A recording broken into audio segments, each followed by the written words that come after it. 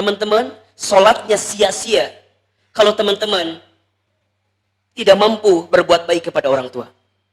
Teman-teman, bacaan Qur'annya sia-sia kalau dalam kehidupan ini teman-teman tidak mampu memuliakan orang tua. Teman-teman, taklimnya sia-sia kalau setelah taklim ini teman-teman tidak mampu memperbaiki bagaimana caranya berbuat baik kepada orang tua. Maka teman-teman yang dirahmati Allah, kata baginda Rasul, raghima anfuh, celaka, menyesal, terhina orang yang masih ada orang tuanya, namun sayang dia tidak bisa berbuat baik kepada orang tuanya. Bahkan dalam hadis yang lain, Rasulullah SAW bersabda, satu kali Abdullah bin Mas'ud bertanya kepada Rasulullah, ya Rasulullah, ayul a'mal ahabballah minan nas, amal apa yang paling dicintai oleh Allah dalam hidup manusia? Pertanyaannya, amalan apa yang paling Allah cintai dalam kehidupan manusia? Rasul menjawab, as-salatu ala waktiha, salat di awal waktu. Yang kedua, birrul walidain, berbuat baik kepada orang tua. Dan yang ketiga, wajihadi fi sabilillah, dan jihad di jalan Allah. 3 urutannya. Salat di awal waktu, berbuat baik kepada orang tua, dan jihad di jalan Allah. Kemudian Rasulullah mengabarkan bahwa berbakti kepada orang tua adalah amalan yang paling dicintai oleh Allah setelah salat yang merupakan tiang agama. Ahilman ingin menyampaikan seperti ini.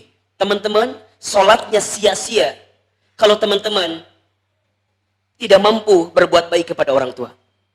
Teman-teman, bacaan Qur'annya sia-sia kalau dalam kehidupan ini teman-teman tidak mampu memuliakan orang tua.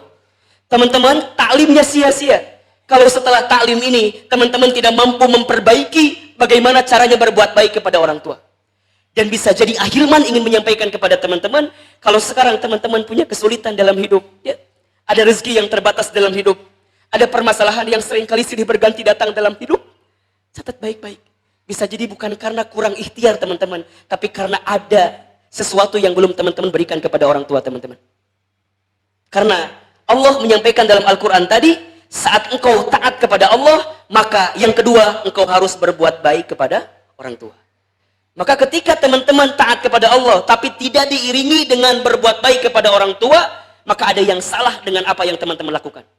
Teman-teman hijrah, teman-teman taat kepada Allah, teman-teman rajin sholat, tahajud, baca Quran, sedekah, tapi di sisi lain, teman-teman tidak mampu membuat orang tua teman-teman bahagia karena teman-teman tidak mampu memuliakan orang tua, tidak mampu mengangkat derajat orang tua, tidak mampu mendengarkan kalimat orang tua, tidak mampu menghadirkan kata-kata yang manis untuk orang tua.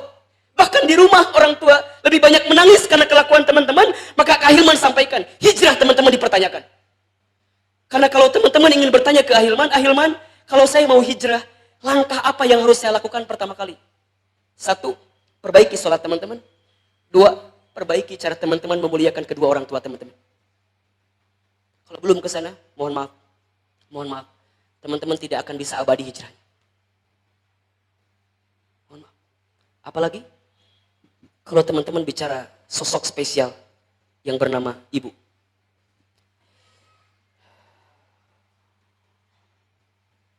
Tidak ada yang paling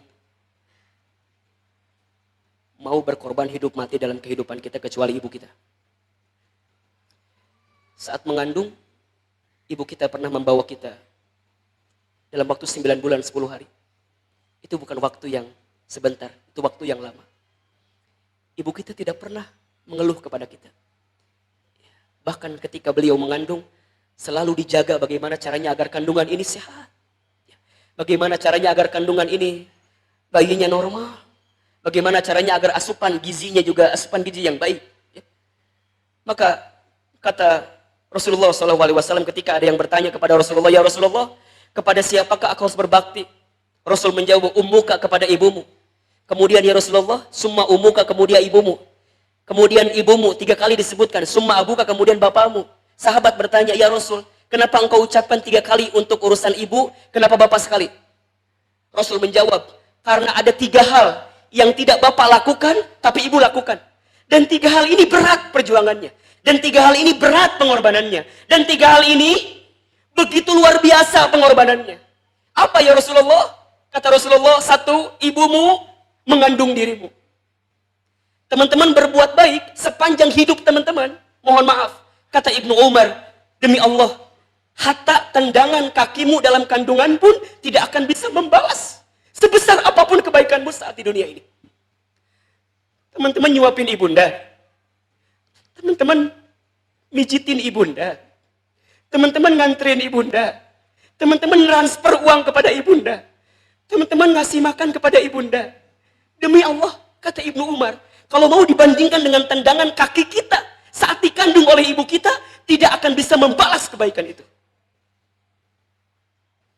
Jadi mohon maaf, kalau ada di antara teman-teman yang seringkali hitung-hitungan dengan ibunya, maka ada yang salah dengan teman-teman itu.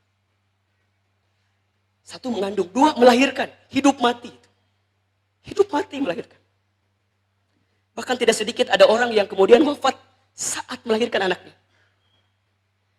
Maka demi Allah teman-teman, kalau Ahilman pernah bilang kepada akhwat ya, para akhwat, kalau ingin mencari suami yang baik, apa kriterianya?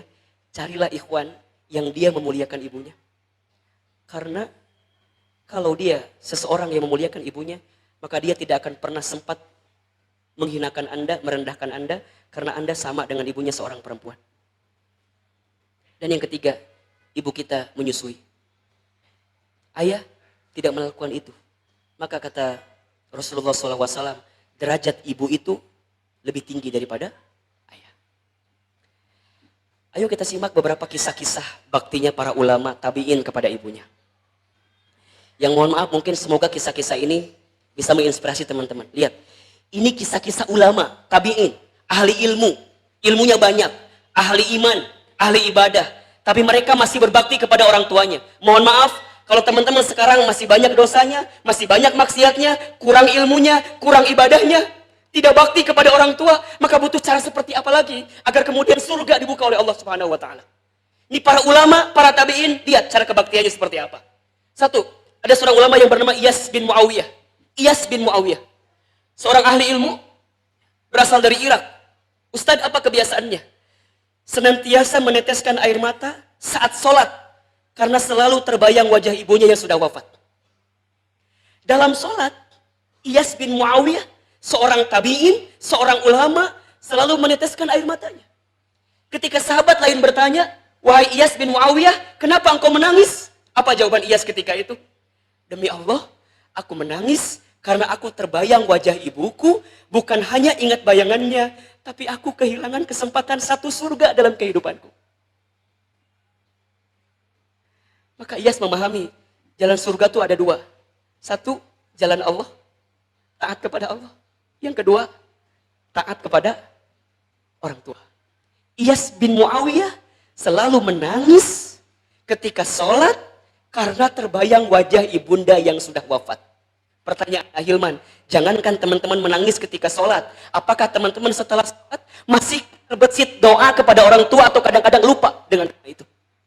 Jangan-jangan teman-teman lebih banyak lupa, lebih banyak mendoakan hal-hal yang lain, lebih banyak mendoakan karir teman, lebih banyak berpikir tentang urusan teman-teman, lebih banyak berpikir tentang pekerjaan teman-teman, lebih banyak berpikir tentang sekolah teman-teman, tapi teman-teman lupa di dalam sholat tidak pernah mengucapkan doa-doa terbaik untuk orang tua kita. Iyas bin Muawiyah, seorang ulama tabi'in, selalu menangis ketika sholat karena membayangkan wajah ibundanya. Ada seorang ulama bernama Mansur bin Al-Mu'tamar. Apa kebiasaannya Ustaz? Ini alim, ulama, alim. Kebiasaan Mansur adalah sebelum tidur senantiasa memijit kaki ibunya dan merapikan rambut ibunya. Nih kebiasaannya.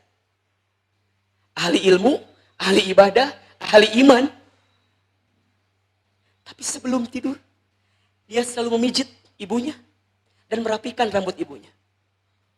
Pertanyaan Ahilman, setelah teman-teman tumbuh dewasa, apakah teman-teman masih sering mencium tangan ibu kita? Apakah teman-teman masih sering meluruskan rambut ibu kita? Barangkali rambut ibu kita sudah berwarna putih, sekarang berubah. Ya. Mungkin barangkali tulang belulangnya sudah tidak kuat lagi seperti dulu. Apakah teman-teman masih sering memijit kakinya? Atau kadang-kadang disuruh pun teman-teman tidak pernah mau untuk memijitnya. Kalau orang tua kita masih ada, ayo. Contoh, Mansur bin Al-Mu'tamar. Kisah lain, seorang ulama bernama Haywah bin Sarih. Apa kebiasaannya Ustaz? Beliau ahli ilmu, beliau ahli ibadah, beliau ahli iman. Tapi luar biasa, beliau ketika sedang mengisi taklim seperti ini, ibunya memanggil, beliau memberhentikan taklimnya, lantas kemudian penuhi panggilan ibunya. Apa ternyata? Ketika ibunya memanggil, ibunya hanya menyuruh Haywah untuk memberi makan kepada ayamnya. Tidak penting sebenarnya. Tapi kenapa beliau memberhentikan taklimnya? Karena beliau tahu yang memanggilku adalah surgaku. Yang memanggilku adalah ibuku yang karenanya aku lahir di dunia ini. Pertanyaan Ahilman. Teman-teman mungkin tidak sedang taklim. Mungkin teman-teman tidak sedang mengisi pengajian. Sedang santai pun ketika orang tua kita memanggil, apakah teman-teman segera menghampirinya atau tidak? Maka Allah menyebutkan tadi dalam surat Al-Isra ayat 24, berkata ah saja kepada orang tua itu merupakan dosa di antara dosa-dosa besar kita kepada Allah Subhanahu wa taala. Dan ini yang luar biasa, kisah yang keempat barangkali. Siapa yang tidak tahu dengan Abu Hanifah? Imam Abu Hanifah, seorang ahli usul fikih, seorang ahli tasawuf. Apa kebiasaannya Ustadz? Lihat. Beliau itu mendapatkan ibunya, mohon maaf, bukan seseorang yang baik agamanya. Imam Abu Hanifah, ibunya bukan seorang yang ahli taat dalam agamanya. Ustadz, apakah Imam Abu Hanifah sering menasihati ibunya? Abu Hanifah ini alim, soleh. Lihat ibunya, mohon maaf, mungkin agamanya tidak baik. Tapi apa yang dia lakukan? Walaupun beliau seorang ahli fikih, seorang ahli ilmu, beliau tidak sanggup menasihati ibunya. Seringkali ketika beliau mau menasihati ibunya, beliau panggil gurunya. Apa kata gurunya? Wahai Abu Hanifah, bukankah engkau ahli ilmu? Bukankah engkau ahli fatwa? Bukankah semua orang belajar kepadamu? Kenapa engkau tidak menasihati saja ibumu langsung? Kenapa? Apa kata Imam Abu Hanifah? Demi Allah, aku tidak sanggup menasihati ibumu. Karena bisa jadi ibuku tidak paham dengan agama. Karena dulu saat beliau muda, begitu sibuk mengurus aku sejak kecil. Jadi nggak punya waktu untuk belajar. Demi Allah teman-teman, mohon maaf ya. Kalau ada di antara teman-teman yang bilang begini, Ahilman, orang tua saya Ahilman nggak pernah sholat. Ahilman, orang tua saya nggak pernah ngedoa. Ahilman, orang tua saya nggak pernah ke masjid. Ahilman, orang tua saya jauh dari agama. Mohon maaf teman-teman, jangan pernah menyalahkan orang tua teman-teman. Karena bisa jadi orang tua teman-teman tidak sempat belajar agama karena sibuk mengurus kita. Karena sibuk mengurus kita. Terus sekarang teman-teman bilang, orang tua nggak sholat. Teman-teman bilang orang tua nggak bisa ngaji. Teman-teman bilang orang tua nggak bisa taat dengan Allah. Bisa jadi mereka bukan nggak mau taat kepada Allah.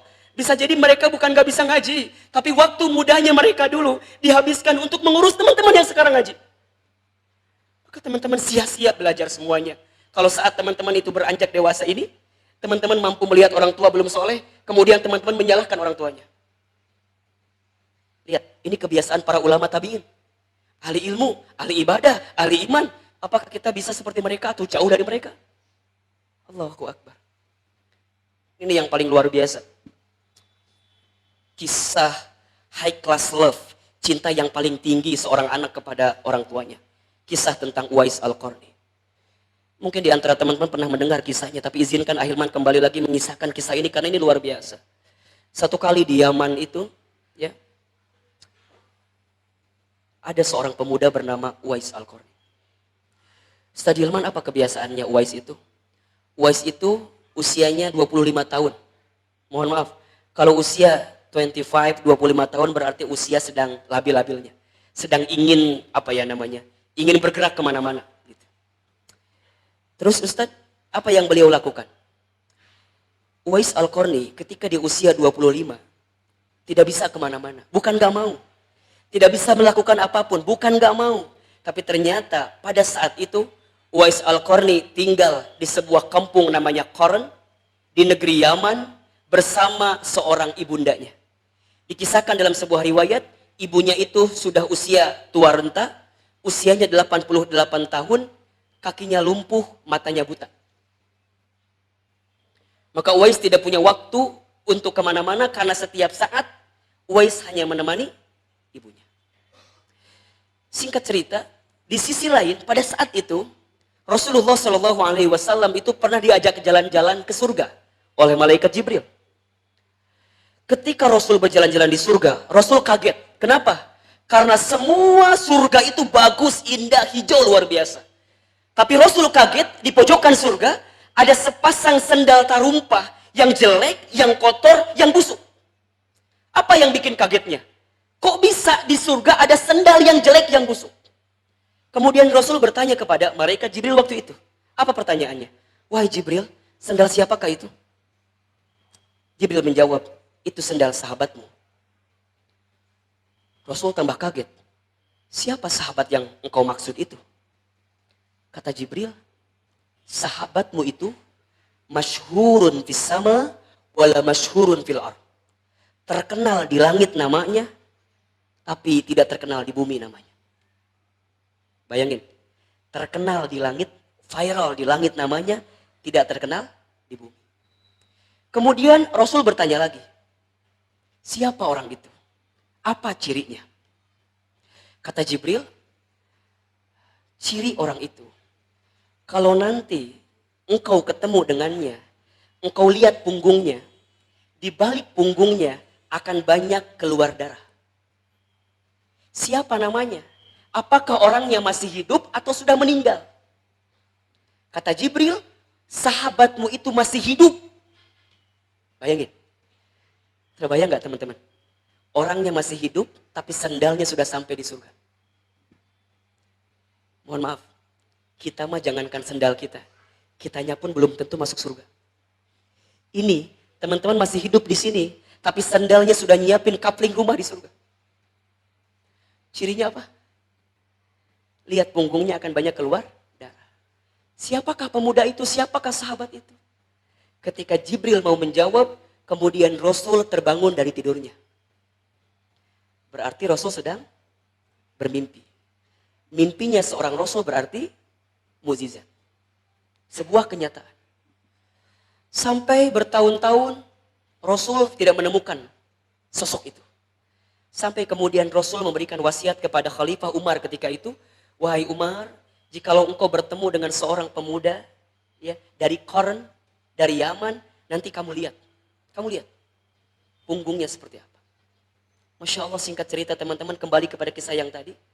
Ternyata yang dikisahkan oleh Jibril itu adalah seorang yang bernama Uwais Al-Qarni. Apa kebiasaannya? Menemani ibunya. Apa kebiasaannya? Membimbing ibunya. Apa kebiasaannya? Melayani ibunya. Uwais tinggal di sebuah rumah, yang rumah itu kecil luasnya. Di rumah itu hanya ada satu ranjang, di mana ibunya tidur di atas ranjang itu, kemudian Uwais tidur di bawahnya.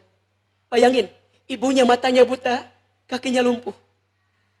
Setiap hari apa kerjaan Uwais? Setiap hari barangkali ketika ibunya lapar, Uwais menyiapkan makanan buat ibunya. Ketika ibunya pengen ke kamar mandi, Uwais pegang tangan ibunya kemudian antar ke kamar mandi. Terus hampir semua permintaan ibunya Uwais tidak pernah tolak. Pasti Uwais berikan. Apa yang inginkan oleh ibu aku berikan. Apapun itu. Sampai ketika ada sahabat lain mengajak, wahai Uwais, ayo berjumpa dengan Rasul. Apa jawaban Uwais? Mohon maaf, aku tidak bisa. Karena aku ada ibuku. Uwais, ayo kita berjihad. Mohon maaf, aku tidak bisa. Karena aku ada seorang ibu. Kalau bahasa kita begini, ayo ke kota, ayo jalan. Aku gak bisa. Karena di rumah aku ada ibuku. Hampir di usia mudanya dihabiskan untuk menemani ibunya. Singkat cerita teman-teman, di sore hari, ibunya memanggil Uwais. Uwais, ta'ali. Uwais, sini. Uwais, sini. Uwais, sini. Kemudian Uwais segera berlari menuju ibunya. Ya ummi, madza taf'al? Wahai ibuku, apa yang ingin engkau sampaikan? Kata ibunya, Uwais, ibu mendengar tetangga di Yaman ini sudah pada berangkat haji ke Mekah. Madza ya ummi? Kaif? Terus bagaimana wahai ibuku? Uwais, bisa tidak ibu ingin berangkat haji ke Mekah? Ibu ingin berangkat haji ke Mekah. Mohon maaf, kalau ditanya berangkat haji, pasti semua orang tua pengen berangkat haji. Teman-teman pun pasti punya orang tua yang ingin berangkat haji. Ibunya bilang apa? Pengen berangkat haji. Apa jawaban Uwais? Wah ibuku, berangkat haji ke Mekah itu jauh. Semua tetangga di Yaman ini berangkat hajinya mereka punya unta. Kita jangankan punya unta, rumah kita pun masih kecil. Umi, orang pada berangkat haji itu membawa perbekalan materi. Kita jangankan punya materi perbekalan, kita nggak punya apa-apa. Persis jawaban kita. Kalau ibu kita minta sesuatu itu jawabannya kan. Mama kita nggak punya ini, mama aku nggak punya ini, mama aku nggak punya ini. Sama. Apa jawaban ibunya? Ibunya kemudian memeluk Uwais, kemudian membisikkan sesuatu ke dalam telinga Uwais. Apa bisikannya? Uwais anakku, mungkin kita tak punya unta. Mungkin kita tak punya materi. Tapi Uwais dengarkan kata-kata ibu ya. Ibu hanya punya satu hal. Kata Uwais, "Mada ya Umi, apa satu hal itu?" Ibu hanya punya doa. Ibu hanya punya doa. Uwais, ibu doakan dengan cara apapun engkau bisa memberangkatkan ibu berangkat haji ke Mekah. Bayangin teman-teman. Teman-teman dibisikkan oleh ibunya pengen berangkat haji ke Mekah. Selama ini semua permintaan ibunya diberikan. Baru sore itu Uwais tidak berikan karena nggak bisa, karena nggak mampu. Bukan nggak mau, karena nggak mampu. Dari sore Uwais menangis sejadi-jadinya. Sampai malam Uwais menangis sejadi-jadinya. Sampai kemudian di malam hari Uwais nggak tidur. Karena kebayang, karena kepikiran. Belum pernah Uwais menolak ibunya. Belum pernah Uwais membantah ibunya. Belum pernah Uwais menolak ibunya. Baru malam itu Uwais bilang ibu nggak bisa. Dan itu membuat Uwais sakit hati. Karena tidak bisa memberikan sesuatu kepada ibunya. Sampai kemudian di malam hari Uwais berdoa kepada Allah. Ya Allah, tunjukkan kepadaku jalan. Bagaimana caranya agar ibuku bisa berangkat haji ke Mekah. Ya Allah, ihdinas siratal mustaqim. Tunjukkan. Bagaimana jalan agar aku bisa berangkat haji ke Mekah. Masya Allah teman-teman. Sholat di malam hari. Berdoa kepada Allah. Ketika subuh, Uwais mendapatkan ilham dari Allah. Apa ilhamnya? Uwais mendapatkan petunjuk untuk membeli seekor lembu. Ahilman, kok nggak nyambung? Ibunya pengen berangkat haji ke Mekah, kenapa ilhamnya suruh memberikan seekor lembu? Masya Allah. Uwais berangkat ke pasar, di pasar Uwais mencari lembu. Ukurannya nggak besar. Uwais hanya mencari lembu yang ukurannya kecil 10 kilogram. Semua orang bertanya, Uwais untuk apa beli lembu? Uwais untuk apa beli lembu? Uwais menjawab, ibuku ingin berangkat haji ke Mekah. Semua orang bilang, Uwais orang gila. Uwais orang gila. Uwais orang gila. Ibunya pengen berangkat haji ke Mekah, malah beli lembu. Ternyata teman-teman, apa yang Uwais lakukan? Ternyata Uwais sengaja membeli lembu itu untuk latihan. Latihan apa Ustadz? Latihan punggungnya. Uwais beli lembu yang 10 kilogram itu. Uwais siapkan kandangnya di atas gunung. Kemudian Uwais pelihara di samping rumahnya setiap hari. Kegiatan Uwais setiap pagi mengambil lembu itu dari atas gunung. Di siang hari pelihara lembu itu. Sore hari kemudian dikembalikan lagi ke atas gunung. Bolak-balik. Singkat cerita teman-teman. 10 bulan berselang. Lembu itu yang awal beratnya 10 kilogram. Sekarang sudah bertumbuh lebih besar menjadi 100 kilogram. Tepat di bulan Syawal, 2 bulan menjelang bulan Zulhijjah, bulan haji, 10 bulan kemudian Uwais menghampiri ibunya. Ibunya sedang tertidur, Uwais usapin kepalanya. Umi, ibunya bangun. Iya Uwais anakku. Ibu, bisakah ibu ikutin kata-kata talbiyah saya? Labbaik Allahumma labbaik. Labbaik la syarika laka labbaik. Innal hamda wa ni'mata laka wal mulk la syarika lak. Ibunya kemudian menjawab, Uwais, kenapa engkau meminta ibu membaca talbiyah? Emangnya engkau mau memberangkatkan ibu haji ke Mekah atau hanya sekedar pura-pura saja? Kata Uwais, ibu, insya Allah besok kita akan berangkat haji ke Mekah. Ibunya bertanya, dengan cara apa Uwais? Kita kan gak punya unta. Kita kan gak punya perbekalan. Kata Uwais, ibu, Selama 10 bulan lamanya, aku melatih punggungku. Aku sudah buatkan kursi kecil. Nanti izinkan aku akan menggendong ibu dari Yaman ke Mekah. Nanti ibu tinggal duduk di atas kursi kecil itu. Aku yang akan menjadi untanya. Aku akan gendong ibu dari Yaman ke Mekah. Apa kata ibunya? Itu kan tidak dekat, Uwais, jauh. Minimal kalau jalan kaki dari Yaman ke Mekah itu butuh 44 hari. Kata Uwais, ibu, kalau hanya sekedar 44 hari, engkau pernah mengandung aku 9 bulan. Engkau pernah menggendong aku sejak kecil. Engkau pernah mau hidup dan mati karena diriku. Kalau sekarang hanya 44 hari, aku menggendong engkau, mana mungkin aku tidak akan kuat. Sedangkan engkau 9 bulan begitu kuat mengandung aku. Bayangkan engkau sejak kecil telah menggendong aku. Maka izinkan ibu jangan khawatir. Nanti ibu aku siapkan kursi kecil. Gak akan capek. Gak akan lelah. Aku yang jadi untanya, kata Uwais Al-Qarni. Singkat cerita teman-teman.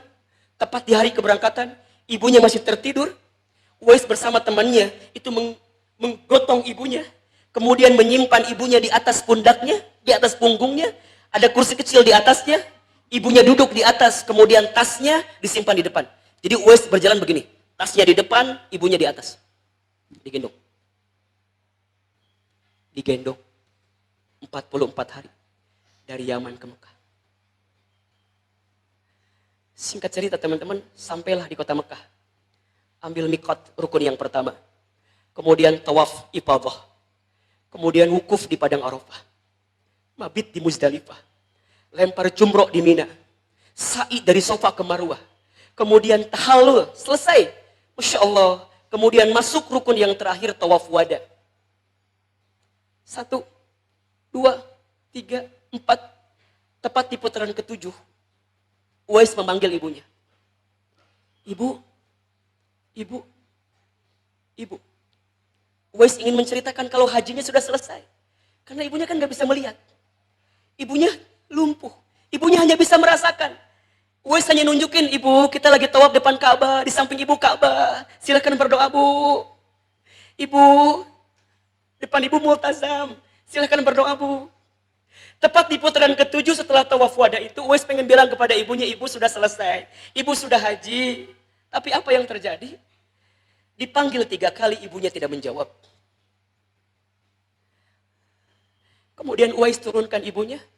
Ternyata tepat di putaran ke-7, saat semua rukun haji sudah selesai, ketika tawaf wada, Allah Subhanahu wa ta'ala memanggil usia ibunya. Ibunya wafat setelah Uwais Al-Qarni menggendong dari Yaman ke Mekah. Maka Uwais menangis sejadi-jadinya. Ketika Uwais menangis, datanglah Khalifah Umar bin Khattab. Siapa engkau? Siapa engkau? Uwais menjawab, Ismi Uwais, namaku Uwais. Kenapa engkau menangis? Wahai Khalifah Amirul Mukminin, aku datang dari Yaman, aku menangis karena ibuku sudah wafat. Aku ingin ceritakan kepada beliau, kalau beliau ingin haji sudah selesai hajinya. Aku ingin ceritakan kepada beliau, beliau sudah beres hajinya. Tapi saat aku ingin menceritakan itu, Allah memanggil usianya. Khalifah Umar teringat dengan kisah Rasulullah SAW. Bahwa akan datang seorang pemuda dari kampung Qoran, dari Yaman. Apa cirinya? Apa cirinya? Kalau kamu melihat punggungnya, akan banyak keluar darah. Kata Khalifah, jikalau engkau Uwais namanya, silakan buka bajumu. Kata Uwais, kenapa? Buka bajumu. Maka dibukalah bajunya. Kemudian, ngadap ke belakang. Masya Allah teman-teman. Ketika Uwais menghadap ke belakang, Khalifah Umar meneteskan air mata. Karena ketika melihat punggungnya Uwais, banyak keluar darah dari punggungnya. Kenapa Ustadz? Karena ternyata selama dari Yaman ke Mekah, Uwais menggendong ibunya, gesekan kursinya mengikis kulit-kulit punggungnya Uwais. Apa kata Khalifah Umar bin Khattab? Wahai Uwais, engkau adalah pemuda yang dirimu masih di dunia, tapi surgamu sudah menantimu di sana. Teman-teman yang dirahmati Allah, kalau Uwais bisa menggendong ibunya, maka pertanyaan Ahilman, apa yang sudah teman-teman lakukan buat orang tua kita. Kalau Uwais bisa menggendong ibunya 44 hari, kalau teman-teman 1 jam saja, 2 jam saja, tidak punya waktu untuk bicara dengan orang tua teman-teman. Kalau teman-teman 1 hari saja, tidak punya kesempatan untuk berbincang dengan orang tua teman-teman. Kalau 1 hari saja, teman-teman tidak mau bersama ngobrol dengan orang tua teman-teman, maka butuh seperti apa lagi? Agar orang tua teman-teman bisa berada dekat dengan teman-teman sekalian. Mohon maaf, bisa jadi ibu kita bukan kangen dengan harta kita. Ibu kita tidak kangen mungkin dengan kiriman transferan kita. Tapi bisa jadi ibu kita mungkin kangen saat-saat bersama dengan kita. Ibu kita pengen ngobrol dengan kita. Ibu kita pengen duduk dengan kita. Ibu kita pengen merangkul kita. Ibu kita pengen memeluk kita. Ibu kita ingin bersama dengan kita. Mohon maaf, begitu banyak orang yang satu orang tua bisa mengurus 9 anak. Tapi 9 anak belum tentu bisa mengurus satu orang tua. Kalau teman-teman masih punya orang tua, maka berbuat baiklah dari sekarang. Karena teman-teman akan menyesal di kemudian hari saat teman-teman ingin berbuat baik, sedangkan teman-teman tak punya orang tua lagi. Maka pertanyaannya Ahilman, apa amalan terbaik yang bisa kita persembahkan? Pulang dari sini, hijrah teman-teman mantepin, apa amalannya? Apa targetnya? Amalan terbaik anak kepada orang tua yang orang tuanya masih hidup. 1, hormat dalam ucapan dan perbuatan. Hormat dalam ucapan dan perbuatan. Ingat teman-teman sekalian, ya. Teman-teman sekalian ingat, satu kata pernah menggores hati orang tua kita, maka saat itu goresan-goresan luka akan datang dalam kehidupan kita. Pulang dari sini, perbaiki kalimat-kalimat kita kepada orang tua kita. 2, menjaga kehormatan orang tua kita. Seburuk-buruk apapun orang tua kita, seburuk apapun ibu kita, beliaulah yang menjadi wasilah kita hadir di muka bumi ini. Jangan pernah menghina fisiknya. Jangan pernah menghina cara tangkap daya pikirnya. Mungkin kalau sudah tua usianya, sudah mulai pikun cara berpikirnya. Mungkin sering lupa cara menalarnya. Teman-teman tolong, jaga kehormatannya. Ayah kita dulu banting tulang untuk kita. Kalau sekarang sering sakit-sakitan, jangan menghina kalau ayah kita lemah. Karena bisa jadi ayah kita sudah mulai lemah, tua renta, karena sibuk mengurus kita sejak kecil waktu itu. Yang ketiga, berusahalah menyenangkan hati orang tua kita. Dengan cara apapun. Dan yang keempat, penuhi kebutuhan orang tua pada usia lanjut. Ingat ya, manusia itu kalau sudah usia lanjut, sifat sikapnya kembali kayak anak-anak. Ayo ulangi ya. Seseorang itu kalau sudah berusia lanjut, sikap sifat karakternya kembali seperti anak-anak. Dulu ibu kita, kalau kita disuruh mandi, sabar nyuruhnya. Kalau kita nggak mau makan, sabar menemaninya. Mohon maaf teman-teman yang dirahmati Allah, kalau sekarang teman-teman menemukan orang tua kita sudah usia sepuh, sudah usia lanjut, sabar menghadapinya. Orang tua kita dulu juga sama kita, sabar menemani kita. Untuk orang tua yang sudah wafat, Kak Hilman, Kak Arya, Kak Amlong, ayahnya juga sudah wafat. Ya. Ini amalan terbaiknya. 1, doakan orang tua. Ya. Doakan. Bahkan kalau bisa, minta doanya kepada Allah, ya Allah, ampunkan seluruh dosa orang tua kita.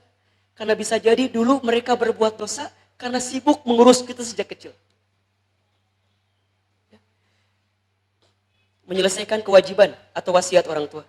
Kalau orang tua pernah memberikan wasiat apa, ayo, selesaikan kewajiban itu. Yang ketiga, menjaga silaturahim dengan kerabat orang tua. Orang tua kita dulu punya sahabat, punya teman. Hati-hati, biasanya kalau orang tua sudah tidak ada, kita anaknya tidak pernah menyambungkan lagi silaturahimnya. Dan yang keempat, melanjutkan kebiasaan baik orang tua saat hidup. Kalau dulu orang tua kita punya kebiasaan baik saat hidupnya, maka sudah menjadi kewajiban teman-teman untuk melanjutkan kebiasaan baiknya. 4. Untuk yang masih hidup, 4 ini. Untuk orang tuanya yang sudah tidak ada, 4 ini. Terakhir, doa orang tua itu mustajab, apalagi doa seorang ibu. Mereka berdoa di bumi yang mengaminkan malaikat dan yang mengabulkan Allah. Bahagiakanlah orang tuamu, maka kebahagiaan akan mengejarmu. Kalau teman-teman sekarang mencari kebahagiaan, tidak usah jauh-jauh mencari kebahagiaan. Temukan kebahagiaan yang paling hakiki pada diri orang tua kita.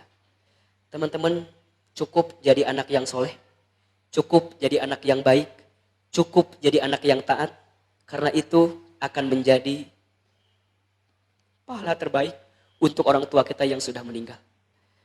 Kalau kita tidak bisa menghafal Al-Quran, tidak bisa memberi mahkota saat hari kiamat depan kepada orang tua kita, minimal kita menjadi anak yang baik.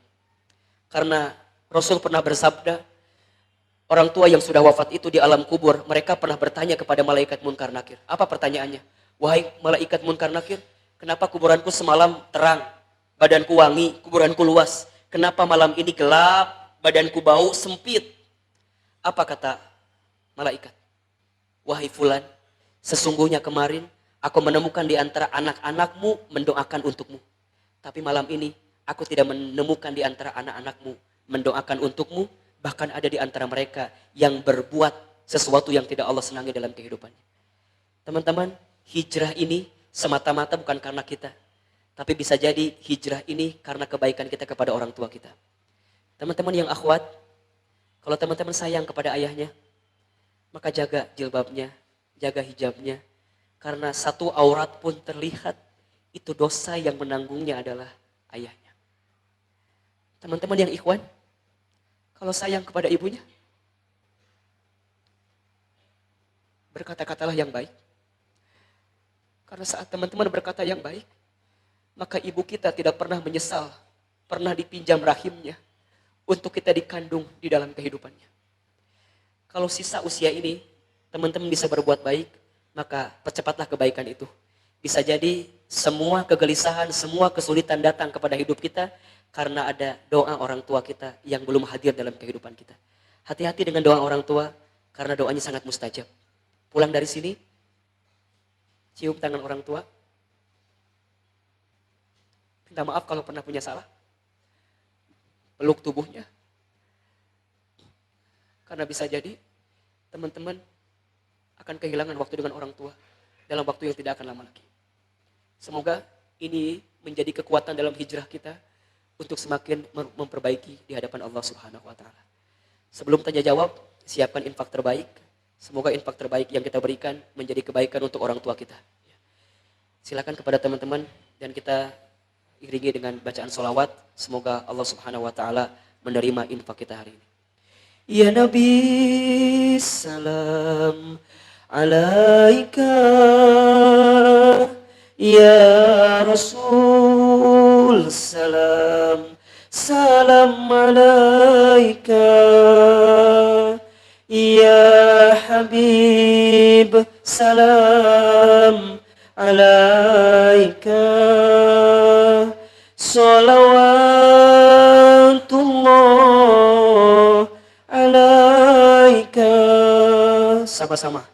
Ya Nabi, salam alaika. Ya Rasul, salam, salam alaika. Ya Habib, salam alaika. Salawatullah alaika. Ya Nabi, salam alaika. Ya Rasul, salam, salam alaika. Ya Habib, salam alaika. Salawatullah alaika. Tasbih, tahmid, tahlil, takbir. Subhanallah walhamdulillah wa la ilaha illallah wallahu akbar. Subhanallah walhamdulillah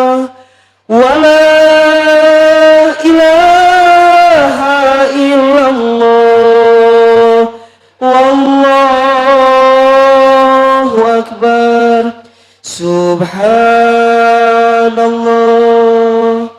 walhamdulillah wa la ilaha illallah wallahu akbar. Mudah-mudahan infak sedekah teman-teman diterima oleh Allah Subhanahu wa taala. Semoga apa yang tadi kita sampaikan menjadi awal hijrah kita di tahun ini. Sebelum kemarin minggu lalu kita bahas tentang bagaimana caranya bertaubat. Sekarang bagaimana caranya kita berbuat baik kepada orang tua. Semoga Allah ridho kepada kita, karena ridho Allah fi ridhol walidain wa sukhtullah fi sukhtil walidain. Ridhonya Allah ada pada ridhonya orang tua, dan murkanya Allah ada pada murkanya orang tua.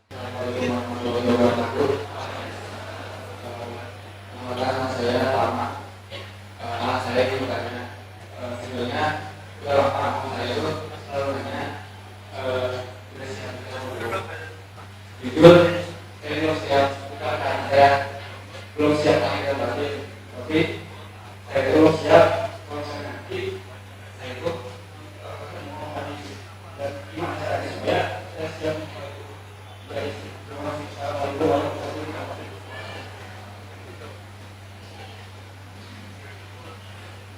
Iya. Pertanyaan itu permasalahan juga antara kalau ketika saya nikah, rekomendasi untuk dekat dengan ibu pasti sedikit kekurangan akan diberikan. Lantas jawaban apa yang akan diberikan oleh kita? Mau langsung jawabnya? Baik, terima kasih. Iya, teman-teman,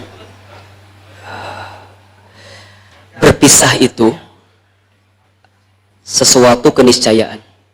Suka tidak suka, mau tidak mau, pasti kita akan berpisah. Makanya Rasul pernah memberikan wasiat, wa ahbib man syi'ta fa innaka mufariquh. Cintailah siapapun yang ingin kamu cintai, tapi ingat, kamu akan berpisah dengan orang yang kamu cintai. Dengan ibu kita, kalaupun nanti kita menikah, tentu fisiknya akan berpisah, karena kita sudah punya keluarga, sudah punya rumah tangga.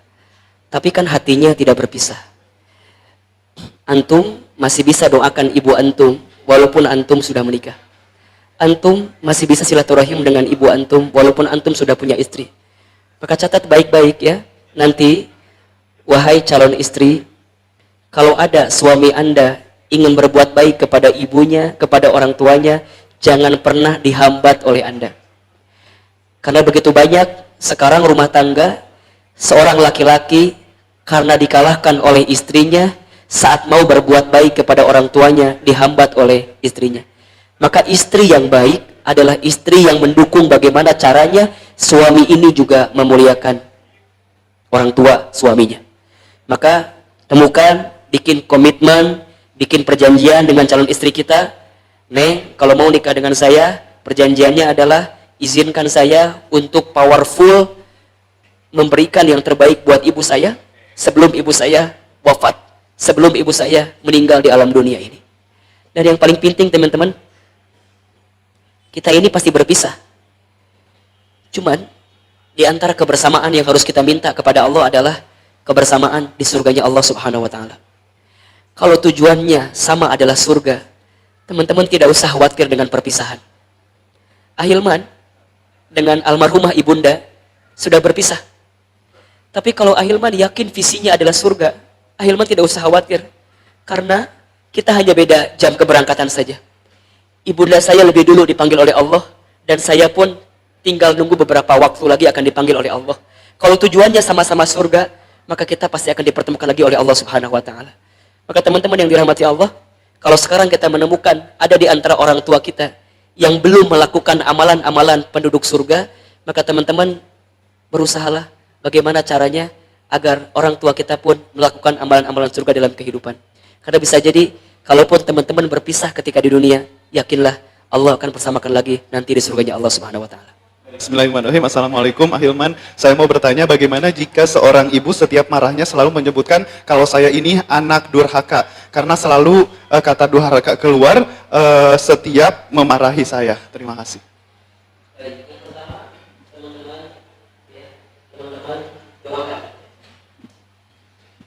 teman-teman doakan ibundanya dan jangan pernah membalas apapun yang disampaikan oleh ibu kita. Yang kedua, berhusnuzonlah kepada ibu kita karena barangkali ibu kita tidak tahu dengan apa yang kita lakukan. Dan yang ketiga, libatkan pihak ketiga. Kalau di komplek rumah kita ada ustadz, ada kiai yang mungkin disegani oleh ibu kita, nah sampaikanlah kepada ustadz itu agar ustadz itu yang nanti memberikan nasihat kepada ibu kita. Teman-teman tidak boleh membalas, tidak boleh menghardiknya, tidak boleh menyumpahinya, karena yakinlah teman-teman ada di muka bumi ini wasilahnya karena ibu kita. Ya, ibu kita, ayah kita mau melakukan apapun kepada kita, maafkan, maafkan. Karena bisa jadi, mohon maaf, rasa sakit hati teman-teman, dendam yang tidak mau memaafkan orang tua teman-teman, itulah yang menghambat kemudahan dalam kehidupan kita. Ingat teman-teman ya, Ahilman ulangi berkali-kali nih, kalau teman-teman menemukan kesulitan dalam hidup, ada keterbatasan dalam urusan rezeki, kalau terhambat terus, mohon maaf, bisa jadi bukan karena kurang ikhtiar teman-teman, tapi karena ada salah, ada luka, ada goresan kepada hati orang tua yang teman-teman belum sempat minta maaf kepada orang tua. Maka setelah selesai sholat, minimal baca doa, Rabbi gfirli wali walidayya warhamhuma kama rabbayani shaghira. Mohon maaf kalau kajian kali ini banyak meneteskan air mata barangkali, tapi tidak ada yang Ahilman inginkan kecuali teman-teman berubah jadi pribadi yang lebih baik ya. Baik di mata Allah, baik kepada orang tua, karena saat teman-teman memperbaiki diri, di saat itulah Allah sedang mempersiapkan kebaikan dalam kehidupan teman-teman. Al-Fatihah. A'udzubillahi minasyaitonirrajim. Bismillahirrahmanirrahim. Alhamdulillahirabbil alamin, arrahmanirrahim, maliki. Iyyaka na'budu wa iyyaka nasta'in, shiratal mustaqim, shiratal istighfar 3 kali. Astagfirullahaladzim, astagfirullahaladzim, astagfirullahaladzim. Angkat kedua telapak tangan kita, tutup kedua mata kita.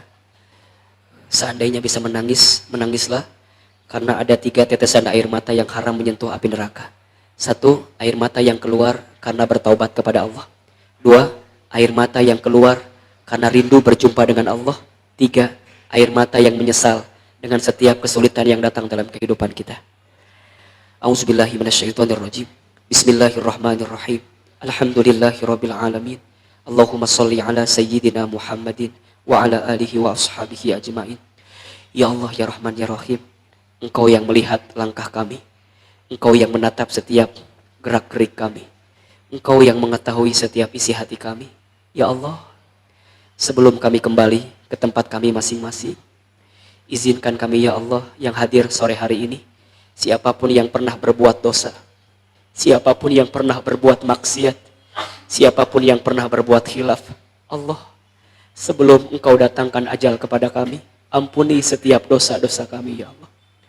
Dari mulai dosa yang kecil sampai dosa yang besar, dari mulai dosa yang kami sembunyikan sampai dosa yang kami buat terang-terangan.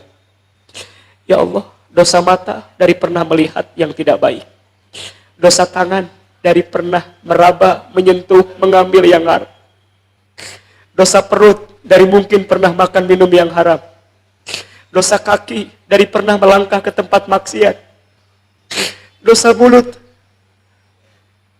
dari pernah menyakiti hati orang lain. Allah, mungkin ada di antara kami yang pernah mabuk, mungkin ada di antara kami yang pernah minum minuman keras, mungkin ada di antara kami yang pernah berzina, mungkin ada di antara kami yang pernah mengambil harta yang tidak halal. Allah, sebelum Engkau wafatkan kami, ampuni semua dosa kami ya Allah. Kami tahu dosa kami banyak, tapi kami yakin ampunan-Mu lebih banyak dibanding dosa kami. Apalagi dosa kami kepada kedua orang tua kami ya Allah. Apalagi dosa kami kepada kedua orang tua kami. Ya Allah, maafkan kami pernah menyakiti hati orang tua. Maafkan kami pernah menyinggung perasaan orang tua. Maafkan kami pernah membantah ucapan orang tua. Maafkan kami pernah tidak mendengar nasihat orang tua. Maafkan kami pernah membangkang perintah orang tua. Maafkan kami ya Allah pernah tidak turut kepada orang tua. Maafkan kami ya Allah pernah menyakiti hati orang tua. Pernah berkata A, pernah mengabaikan orang tua. Allah, kami berdoa ya Allah untuk ibu kami. Teman-teman, sebutkan nama ibu kita masing-masing.